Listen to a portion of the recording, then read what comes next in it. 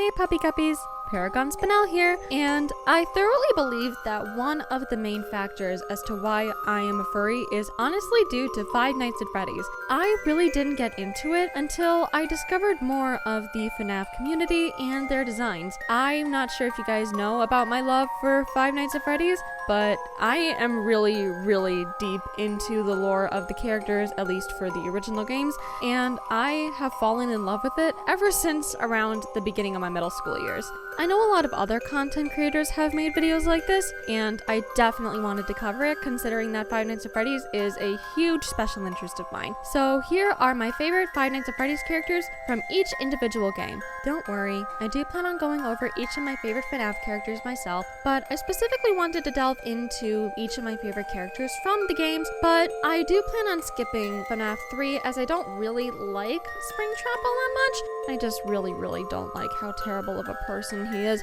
and I also plan on stopping at Security Breach just because I haven't really gotten involved since then and I don't want to be a judge of something that I don't really know that well. Hey, so quick recording note here. I forgot to mention that I did not want to go over Ultimate Custom Night or Help Wanted, as Ultimate Custom Night features characters that we've already seen from all the games before, and all of the ones that I will mention in this video will be in the game. As for Help Wanted, that only features one character named Vanny, who in my opinion doesn't really add much to the original story, so I just don't plan on including that game either. Okay, bye. So here are my favorite Five Nights at Freddy's characters from each individual Five Nights at Freddy's game.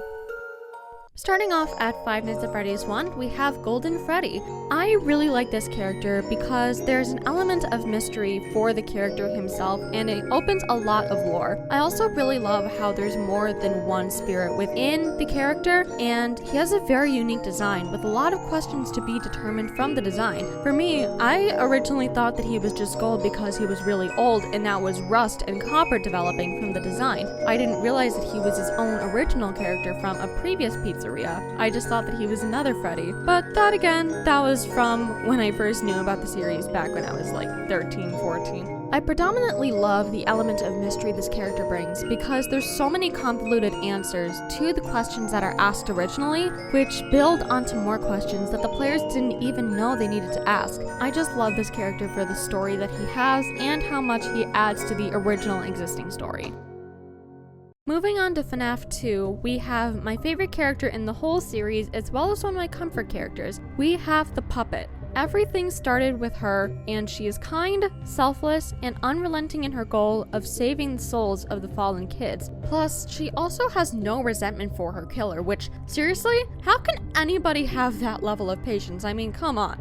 Plus, her design is beautiful and symbolic. From the forced smile to the tears that developed after saving the first child back in FNAF 6, all of it is beautifully symbolic and I adore it. She's just an awesome character. I love her so much.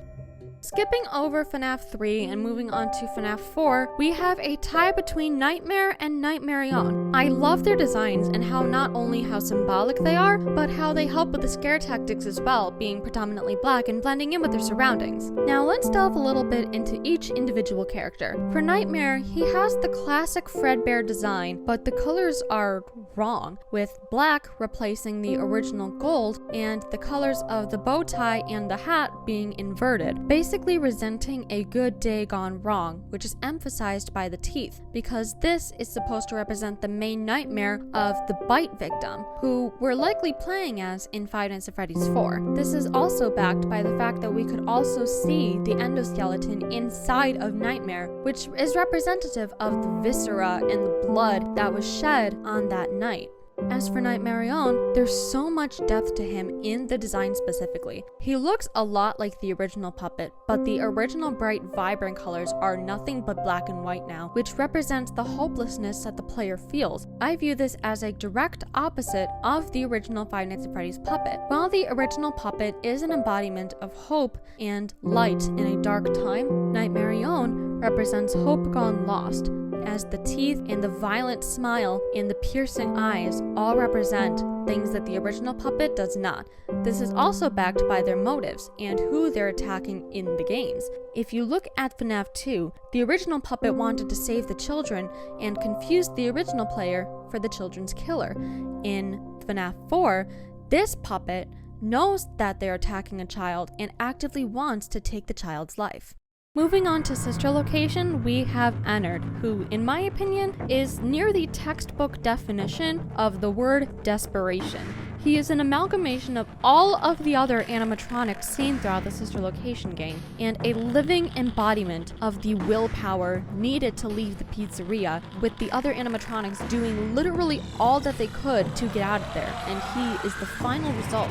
He looks the closest thing to human that they could muster, but he still looks anything far from human, still looking freakish and monstrous in his design, and when he finally gets inside of a human, he destroys that being from the inside out.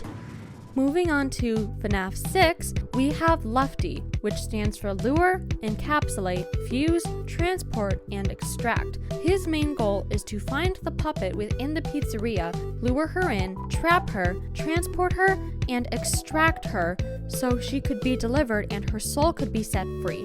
He is an embodiment of a father's desperation to finally give his child the rest that they deserve. However, the puppet's unrelenting willpower means that Lefty essentially burns alongside the rest of the animatronics while the puppet continues to do her work.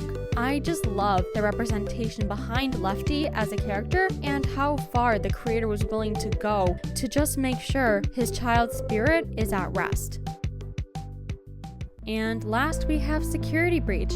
For this game, I really love Roxanne. And no, not just because she's a wolf. Get your biases out of the way, thank you. I really love her because I think a lot of people, especially me, can relate to her insecurities and wanting to be the best that she can be, but also feeling overshadowed by the person that she's supposed to be quote-unquote taking over. Throughout the game, she repeatedly compares herself to Foxy as she is taking over his spot in the band. She constantly frets about her hair and her outfit and her looks and is constantly hyping herself up to hide the facade of her being very insecure. And it's very, very sad. But it's also something that I feel that all the players can relate to in some kind of way.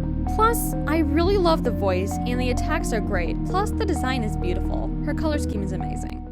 So this concludes my video as to each of my favorite Five Nights at Freddy's characters based off each of the games. If you have any further recommendations for any video ideas you would like me to cover, please leave any comments down below.